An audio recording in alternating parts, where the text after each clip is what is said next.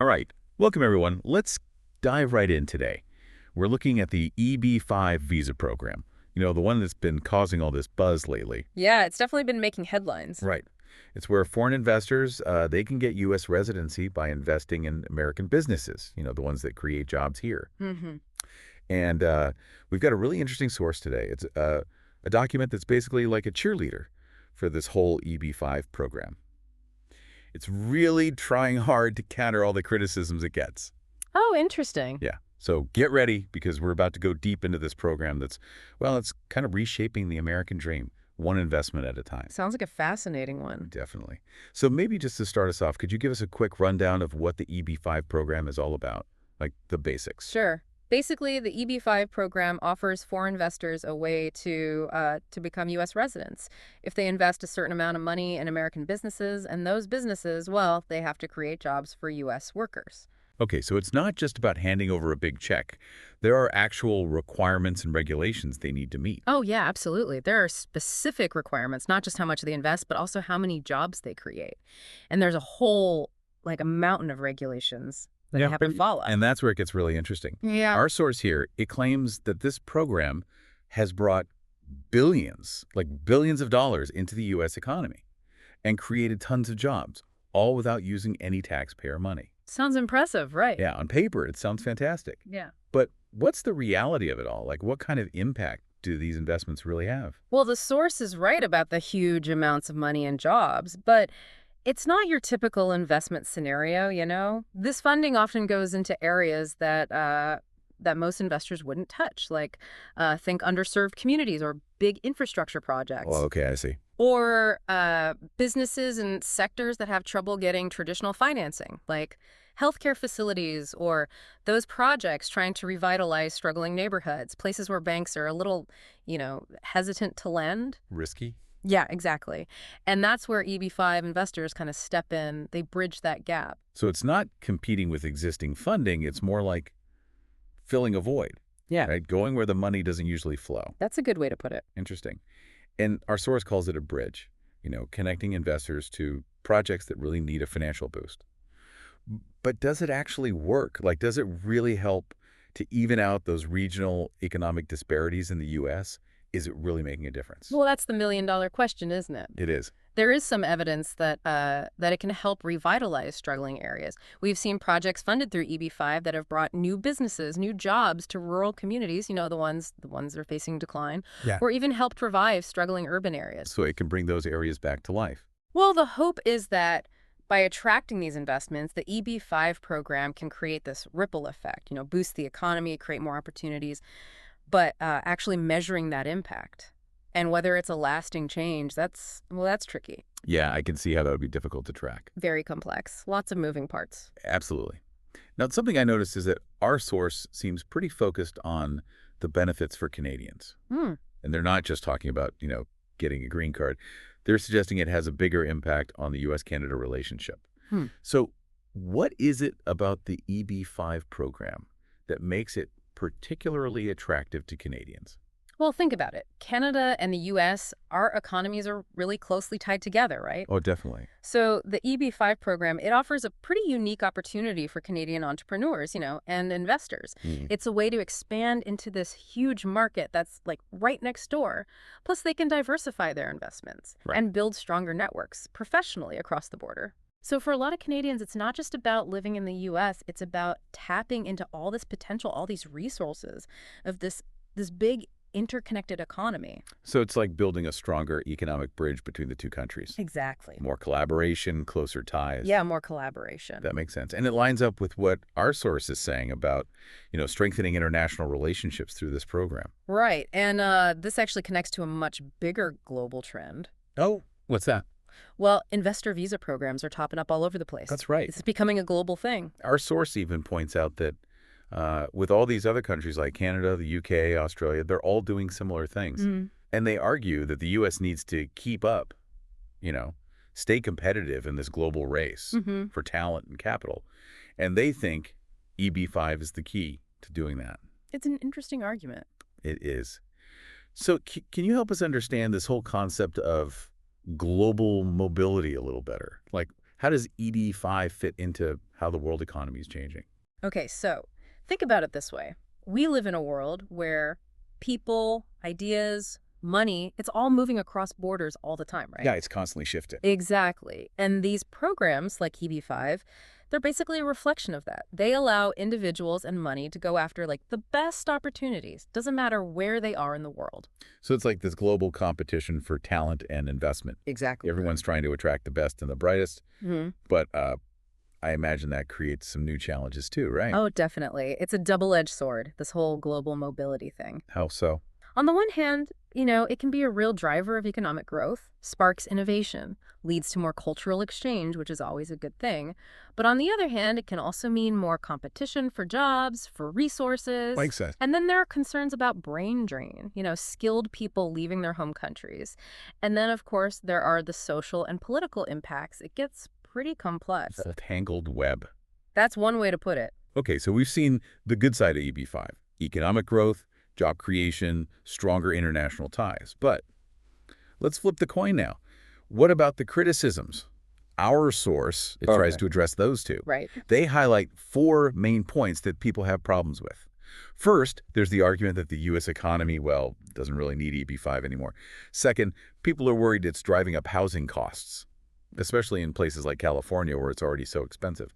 And third, there's the whole history of fraud with this program. Yeah, that's been a big concern. And finally, there's the argument that it puts the interests of foreign investors ahead of American workers.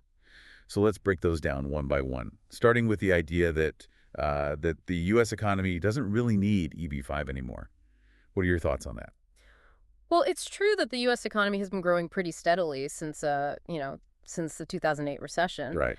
But just looking at the overall GDP growth, that doesn't tell the whole story. Okay, so there's more to it than that. Yeah, because remember, these EB-5 investments, they're often going to specific regions, specific sectors that haven't really bounced back, Right. or they haven't benefited from that broader economic growth. So those investments can be really crucial. They can help revive those struggling areas and create jobs where they're really, really needed.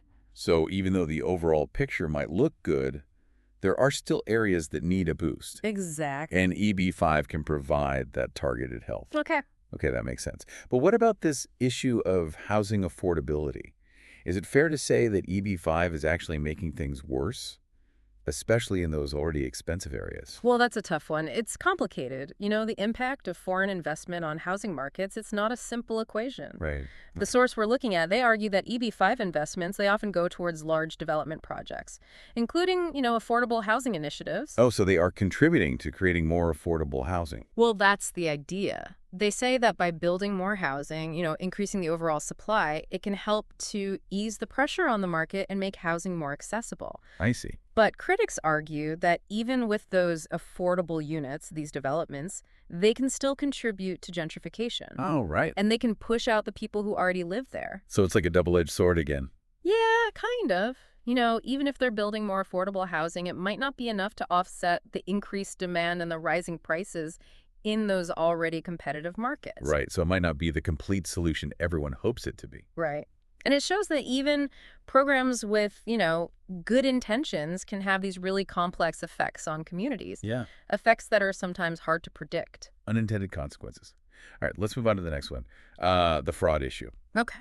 Our source acknowledges that there have been some shady stuff going on with EB-5. But they say that there have been reforms to try to clean things up. Can you tell us more about those reforms? Have they actually been effective? So in 2022, they passed this law called the EB-5 Reform and Integrity Act. Okay. And it introduced a whole bunch of measures to try to increase transparency, make things more accountable. Sounds promising. Yeah, so things like more thorough background checks on the investors, stricter requirements for how they oversee the projects, and more money for investigating and detecting fraud. So they're really trying to crack down. Yeah, the goal is to make sure the investments are legit and that the money is actually used for what it's supposed to be used for. Creating jobs. Right. Creating jobs, boosting the economy, not for some illegal scheme. Okay, so it's like weeding out the bad apples and making sure the program is working as intended. But the final criticism, this is probably the most sensitive one, the idea that, EB-5 is really just benefiting these wealthy foreigners and American workers are getting the short end of the stick. How does our source respond to that? They're pretty direct. They just flat out deny it. They say that EB-5 is all about creating jobs for Americans. Okay. Remember, to get a green card through EB-5, investors have to create at least 10 full-time jobs for every investment they make. Oh, right. So it's not just an afterthought. It's a core part of the program, how it's designed and what it's supposed to do. So it's not just a golden ticket for the wealthy. It's about using their money to create opportunities here in the U.S. Exactly. But what kind of jobs are we talking about? Are these good jobs with decent wages and a future? Or are they just, low-paying temporary gigs? That's a really important question, and it's something we need to look into more closely because the types of jobs created through EB-5, they really vary depending on the project. But a lot of them are in industries that are, essential to the U.S. economy, like construction, hospitality, healthcare, manufacturing. Those are big sectors. Yeah, and they often struggle to find enough qualified workers. So EB-5 investments can help to address that. So it's not just about the number of jobs. It's about the type of jobs and who benefits. Exactly. It sounds like our source is painting this picture of EB-5 as a win-win. Foreign investors get a chance to live and work in the U.S., and American workers get new job opportunities. Yeah. But is it really that simple?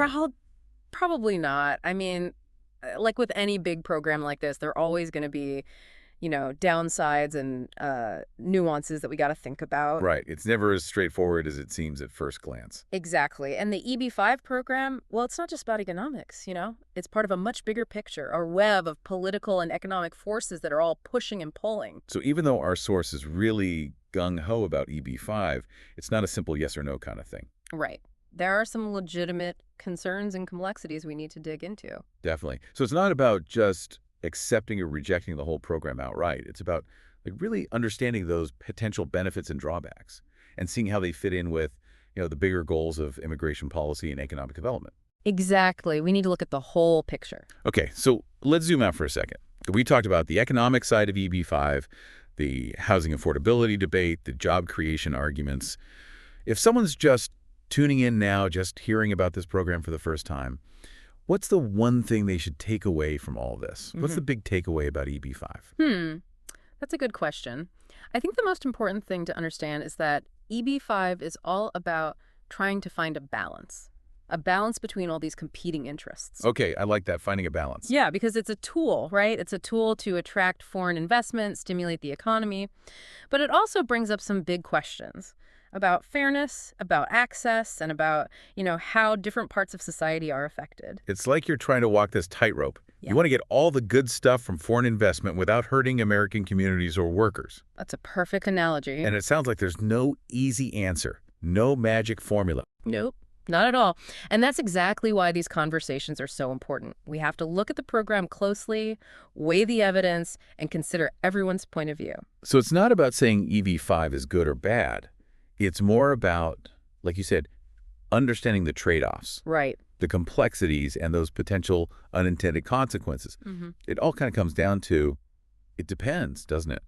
It really does. It depends on how the program is structured, how it's implemented, and how it interacts with other policies, economic and social policies. For example, take that claim that EB-5 investments are supporting affordable housing. In some cases, yeah, that might be true. But in other cases, it could actually be making the affordability problem worse. Like, imagine a luxury condo development, right? Funded by EB-5 in a neighborhood that's already super expensive. Sure, they might include a few affordable units. Right. But overall, it's just going to drive prices up even more. Yeah. And that ends up pushing out the people who've been living there. Exactly. That's a great point. The type of development, where it's located, the overall housing market, it all plays a role. We can't just assume that every EB-5 investment is going to lead to more affordable housing. We need to look at each project individually, Right. and see how it might affect the community. Right. It's all about the specifics. Right. And it's not just housing.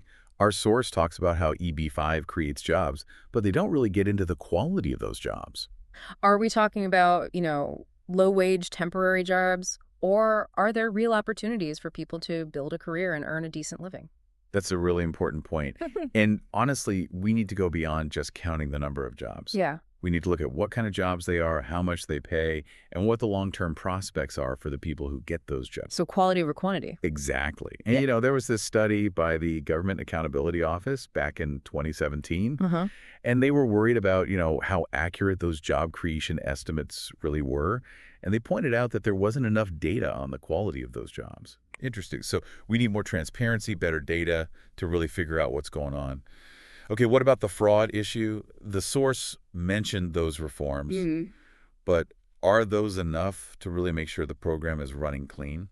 Well, that EB-5 Reform and Integrity Act, that was a big step in the right direction, but it's still early, We need to see how it plays out in the long run. Enforcement and oversight are going to be key here, and we got to stay vigilant, make sure those bad actors don't find ways to game the system. So those reforms are good, but they're not a guarantee. Exactly. It's a reminder that even when you have good intentions, these programs can have, some unexpected consequences. And there are always going to be vulnerabilities that we need to address. Yeah, absolutely. And that means we need to keep watching closely, evaluating, and maybe even making more adjustments to the program based on what we see happening in the real world. So it's a work in progress. It definitely is. It sounds like we need to be really careful and thoughtful when we're analyzing the EB-5 program. Oh, absolutely. We can't just take a simple pro or anti-EB-5 stance. Right. We have to understand how complex it is, look at the evidence, and listen to what everyone has to say. All the people who are affected by it. Okay. Well, this has been a really interesting deep dive into this whole world of EB-5. We've talked about the pros and cons, looked at its effects on the economy and the housing market, and, even touched on some of the ethical issues it brings up. It's been a great discussion, a lot to think about. It really has. But before we wrap up, I have one last question for you, and I want our listeners to think about it too. Does the EB-5 program, as it stands right now, strike a good balance, between attracting that foreign investment and actually benefiting American communities? That's a tough one. It's a question everyone has to answer for themselves, based on their own values, their own priorities. There's no right or wrong answer here.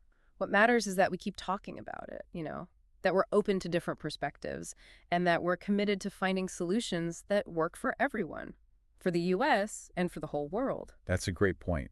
And for our listeners, if you want to learn more about EB-5, there's tons of stuff online. You can find all the details about the requirements, the application process, and, the latest news and analysis from experts. And remember, just reading headlines isn't enough. Don't be afraid to dig a little deeper. Look at the issues from different angles and form your own opinions. That's what makes these deep dives so great. It's not about finding the right answer. It's about exploring these complicated issues, expanding our understanding and becoming more informed, more engaged citizens. Couldn't agree more. And as our world keeps getting more and more connected, those critical thinking skills, they're only going to become more important. Absolutely. So thanks again for joining us for this deep dive. We'll be back next week with another interesting topic to explore. Until then, stay curious, keep learning, and keep those critical